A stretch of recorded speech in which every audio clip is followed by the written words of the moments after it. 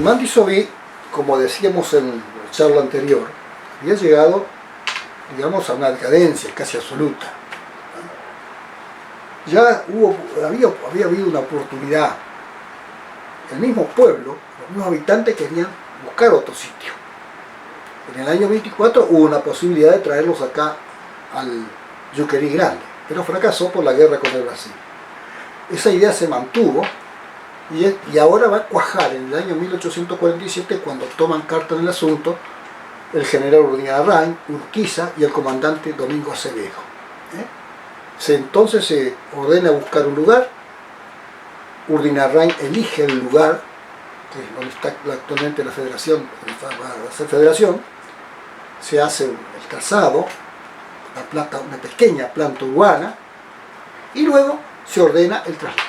Y ahí comienza el peregrinaje de carretas, con las familias, con sus enseres, los animales que traen animales, ¿no es cierto?, para consumo, que los traen arreando con esto también. Y Guarumba, ahí aparece Guarumba, acompañando a la Virgen que viene en la primera carreta. Guarumba era devotísimo de la Inmaculada Concepción. Le decía mi patroncita. Y así llegan al lugar, se habla de una... La tradición habla de que la carreta se quedó empantanada o que no quiso avanzar más allá del arroyo que hoy se llama de la Virgen, pero era señal de que la Virgen ya estaba indicando que habían llegado al lugar, evidentemente. Bueno, lo cierto es que se ubican, empiezan a ubicarse en el lugar, a construir sus ranchos, ¿cierto? Todo era sencillo, ¿no? Sus ranchos. Guarumba, él busca un lugar un poquito alejado del casco céntrico que va a ser de federación. Se ubica porque él venía con sus guaraníes, acompañados, que muchos integraban su propia fuerza, ¿no? Y venían acompañando a la Virgen. Entonces, ¿qué hace? Guarumba se construye ranchos sobre la costa, más o menos a 1200, 1300 metros del casco, ¿no? Pero sobre la costa. Todo para ubicar allí una especie como si fuera una tribu. Pero la Virgen la lleva ahí.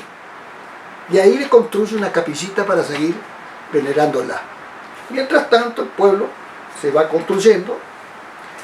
El padre Navarro, Ramón Navarro, que luego va a ser párroco Concordia, es el cura vicario de Mandisoví en ese momento. Él va en el año 47, en diciembre de 47, en una casa particular, un rancho, construido todo de rapidez, y adornado un poco para una ceremonia religiosa, se celebra el Día de la Inmaculada Concepción, ¿no? Por primera vez en federación. Y así los sucesivos años se va celebrando. Pero lógicamente que la Virgen la tiene Guarumba. Bueno, después se hace un templo provisorio, ¿no es cierto? Mejor que una casa, templo provisorio, hasta construir el definitivo, porque ya Urquiza le ha prometido al comandante militar, a Acevedo, que iba a ayudar para la construcción del templo definitivo. Se demora, vienen sucesos, la guerra con Buenos Aires, etcétera, etcétera, las luchas eran una tras otra, y las cosas se demoraban, en este caso también. En 1900, después del padre Navarro, nos nombran a un tal Pontiglioni de Vincente, un cura nuevo, que medio rebelde, porque a partir de ese momento, federación, que se llamó aparentemente primero Nueva Mandisoví, y Urquiza dijo, no, póngale federación. Desde este momento va a depender de Concordia, porque justo da la casualidad que van a crear la parroquia de Concordia. Entonces, Mandisoví. Ahora la nueva federación la van a sujetar en cuanto a autoridad, ¿cierto?, a Concordia. Y eso produce que Pontiglioni se enoje, que no quiera, porque cómo le van a sacar ese privilegio que tenía Mandisoví, etcétera, etcétera. El acompañante también piden a las autoridades eclesiásticas, piden a las autoridades militares políticas también, porque las políticas manejaban en ese momento la provincia más que las eclesiásticas en asuntos hasta el nombramiento de curas. para que sea parroquia, que Federación sea parroquia. Por eso en 1852 se crea la parroquia Federación. El padre Ruperto Lozano va a ser el primer párroco, ¿cierto? Y de ahí van a venir otros párrocos después, son como 21, hasta 1925, no, 1915, cuando se hace cargo el gran párroco que fue el padre D'Angelo, más de 21 sacerdotes van a ocupar la sede parroquial de Federación.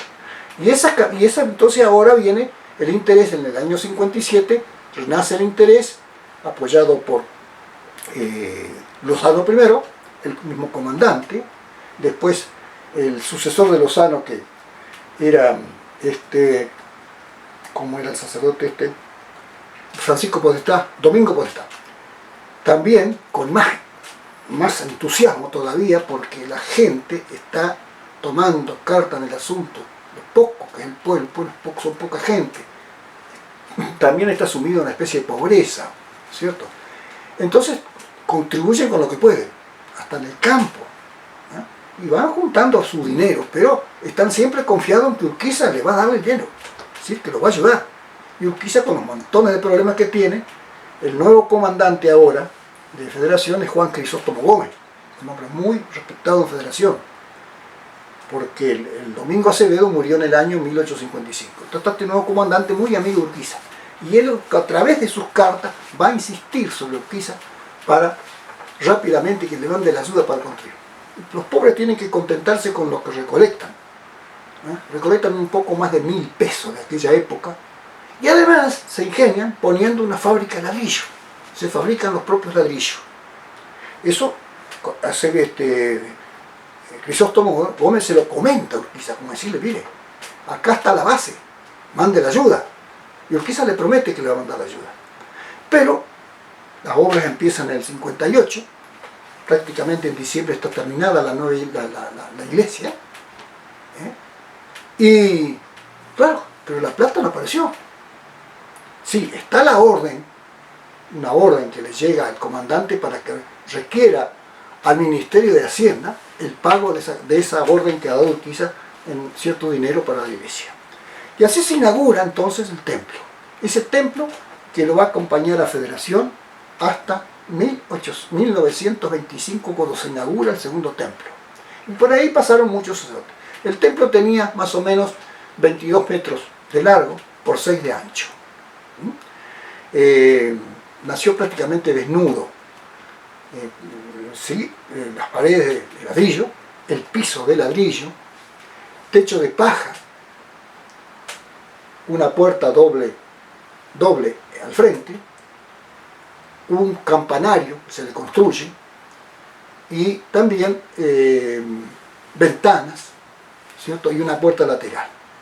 Pero tienen que arreglarla adentro. Por eso los sacerdotes sucesores van a tomar, cada uno va a tomar una parte, hacer algo, siempre tratando de arreglar, agregar mejoras en el templo. La parte interna, un altar de madera, confesionario de madera, algunos asientos, algunas imágenes. No está la Inmaculada Concepción, vale, así que van a traer una suplente, que le va a traer el coronel Elías Varela, que tenía una estancia en Mamisoví.